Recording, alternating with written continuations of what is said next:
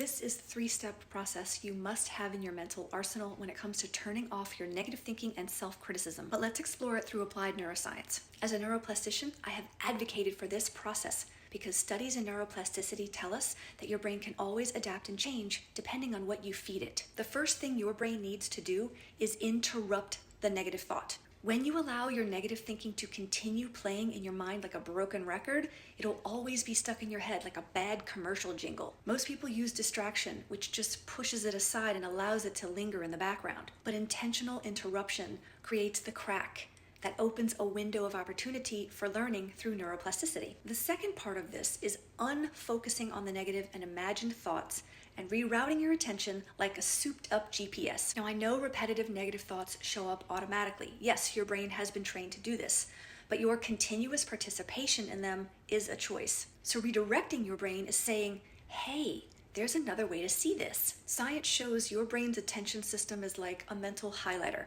Whatever you focus on, it bolds and replays. But when you unfocus from the imagined drama, you stop feeding the loop. And third, I mentioned earlier about unfocusing from the imagined. So let's take it even further. Your mind can either be a prison or a playground, but it's all about where you put your focus. Focusing on imagined thoughts takes you down the rabbit hole and opens the door to past mistakes, future worries, and perceived weaknesses, all fabricated. And now, you're continuing to fund and invest in its growth while simultaneously trying to bankrupt the system. This is a highly flawed approach, my friends. Instead, refocus the spotlight on what you want, where you're going, and the qualities you have that can help you get there. Now look, DIY practices are slow, requiring a lot of daily effort over a long time, and if that works for you, great, keep it going.